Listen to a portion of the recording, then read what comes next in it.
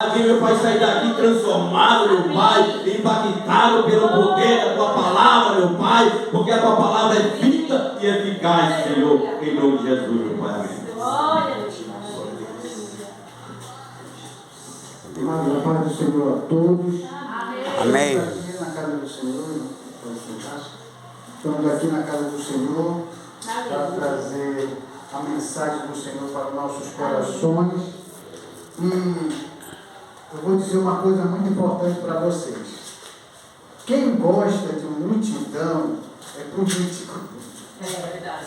Jesus nunca se preocupou com multidões. Quando Jesus viu que uma multidão estava seguindo, estava ali, os seus discípulos olhavam aquela multidão e diziam: está dando certo aqui, porque a casa está cheia. Jesus está andando e essa multidão está seguindo Jesus. Então o ministério de Jesus está dando certo, porque tem uma multidão seguindo ele. Só que Jesus tinha outros pensamentos. Enquanto os seguidores de Jesus olhavam aquela multidão como sendo um sucesso no ministério de Jesus, Jesus olhava aquela multidão como algo que ainda estava faltando naquela multidão. Aí Jesus chega para aquela multidão e diz assim: vocês sabem por que vocês estão me seguindo? Vocês estão me seguindo aqui por causa do milagre e por causa do pão. Porque Jesus havia multiplicado os pães, Jesus havia curado muitas pessoas, e fala para aquela multidão: vocês estão aqui por interesse. Vocês não estão aqui para servir fielmente ao meu Pai. E aquela multidão, a maioria daquela multidão, ouviu essas palavras de Jesus, ficou todos bravinhos, com raiva, e foram todo mundo embora. E os seguidores de Jesus acharam que Jesus não deveria ter falado aquilo. Por que falar uma palavra tão dura para uma multidão? E todo mundo foi embora. Obrigado. E os seguidores de Jesus: mestre, essa palavra foi dura, mestre. Jesus olhou para os seus seguidores: por que vocês não vão junto também? Foi embora também. Então, irmão, não se iluda com multidão. É preferível qualidade do que quantidade. É bom dentro de muitas pessoas. Eu já preguei para poucas pessoas e preguei para muitas pessoas. Ensinei em vários seminários que tinha muitos alunos, como ensinei só para um aluno. Passei 1 ano, 2 anos ensinando só para 2 alunos.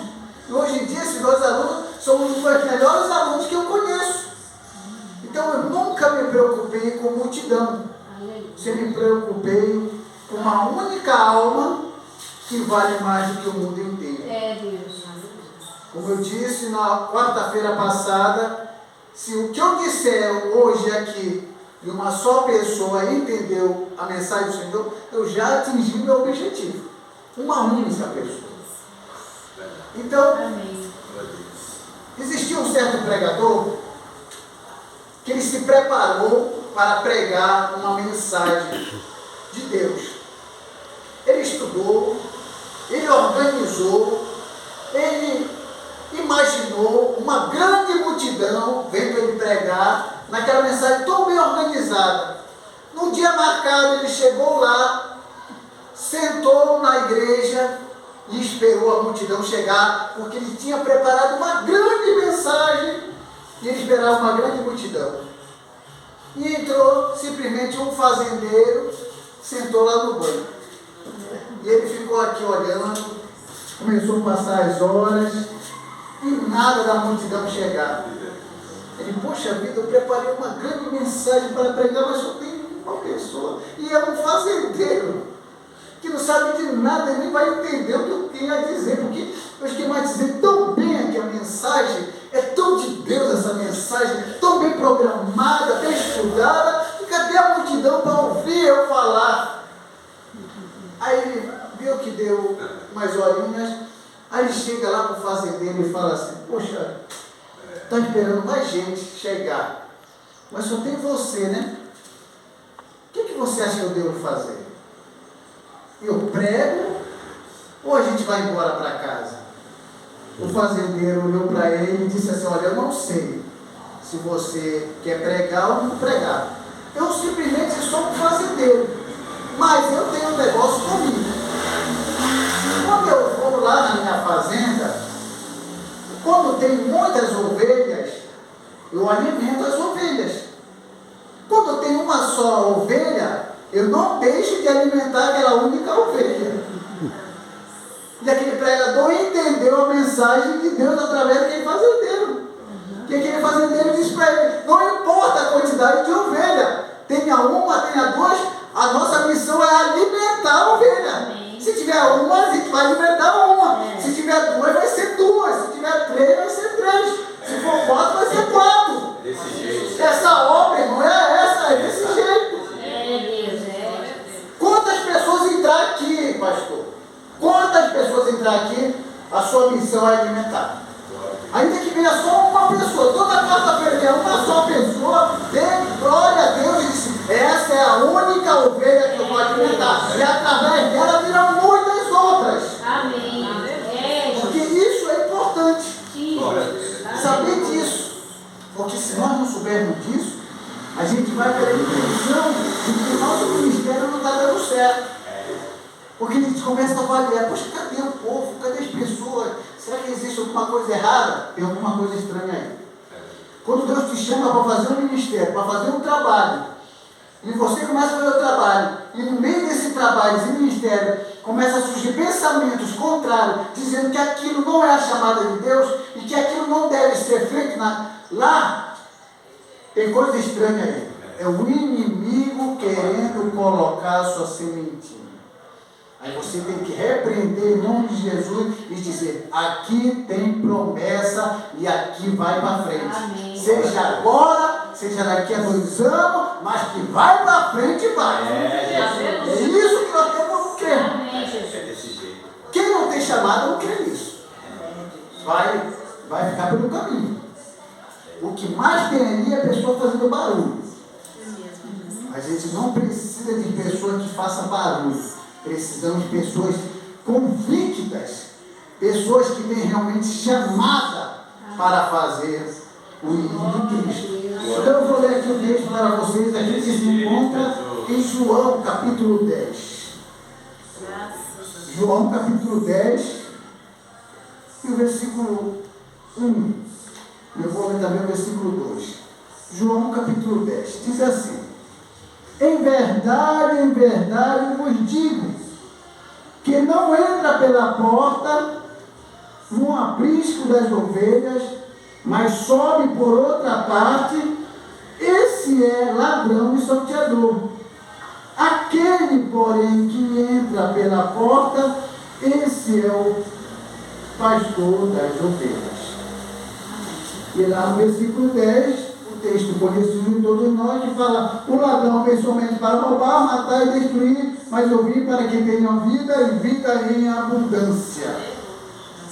Então, o que nós percebemos aqui é que o texto em que Jesus ensina e fala que existem 2 seres: o que é o pastor e o que é o salteador.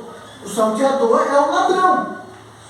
Só que Jesus dá pista de quem é o pastor e de quem não é o pastor.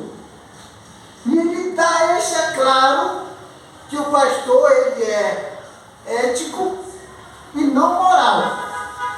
Porque toda pessoa que quer ser moral, ele não consegue andar nos princípios do Evangelho.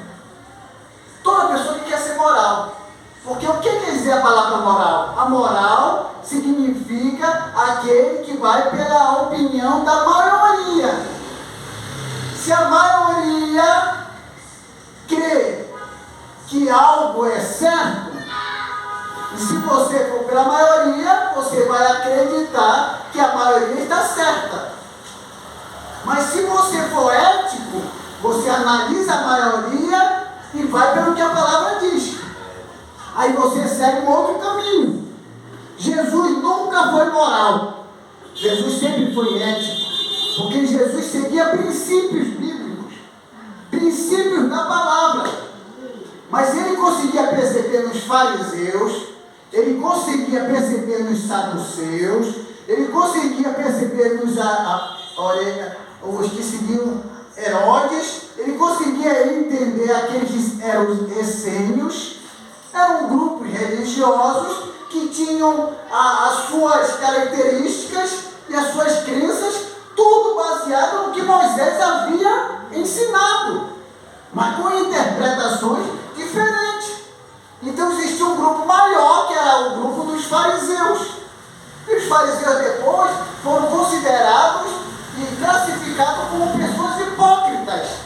Eram aquelas pessoas que sabiam o que estava escrito, mas faziam algo diferente. Mas só que exigia do outro que fizesse o certo, mas ele mesmo não fazia o certo. Então o fariseu, ele era muito especialista em ver alguma coisa errada na vida do outro, mas na vida dele ele não enxergava.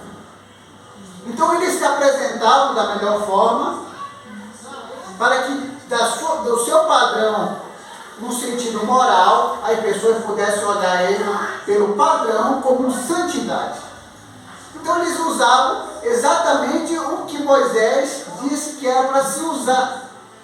Mas usando o que o homem de Deus manda você usar, isso não significa que você é um homem de Deus também. Na igreja evangélica sempre se diz: use um paletó, uma gravata e um terno. Esse é o padrão de uma igreja que serve ao Senhor. Mas isso não significa que quem usa um terno e uma gravata é homem de Deus.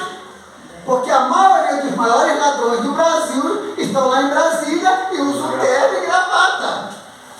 Então a roupa não é padrão de santidade para dizer que aquele homem ou aquela mulher é de Deus. Então, no tempo de Jesus, dentro da classe dos fariseus, eles se vestiam exatamente como Moisés disse que era para se vestir, com os filactérios na testa, que estava ali os mandamentos, e no braço. Tudo dentro do padrão religioso, tudo dentro de uma vestimenta religiosa. Jesus apontou para ele: vocês estão vendo eles todos bem padronizados, bem vestidos, dentro do padrão religioso, como se exige a lei? Eu vou dizer uma coisa para vocês: vocês estão vendo tudo bonitinho, dentro do padrão? Eu vou dizer para vocês que eles são túmulos caiados, túmulos pintados de cal. São bonitinhos dentro do padrão, mas por dentro são podres, como ossos secos e podres. E quando nós lemos esse texto que fala do pastor, o pastor é aquele que passa pela porta e as ovelhas conhecem ele. Mas o salteador não passa pela porta, ele cria atalhos, ele cria manhas, ele cria ensinamentos, ele cria regras, ele cria normas. E essas regras, essas normas, criadas por aquele que não é o pastor verdadeiro, a pessoa que aprende isso, acha que fazendo essas normas, essa regra, aí sim ela vai ser uma pessoa que vai ser aceita por Deus. Porque se a pessoa não seguir todas aquelas regrinhas, todas aquelas normas, daquela denominação, na maneira como ela se veste, na maneira como ela fala, na maneira como ela frequenta, é como se fosse algo que eles classificam, pensado por eles, e já com a aprovação de Deus, enquanto que Deus olha muito além de todas essas regras e normas. Deus olha para dentro do ser humano e ele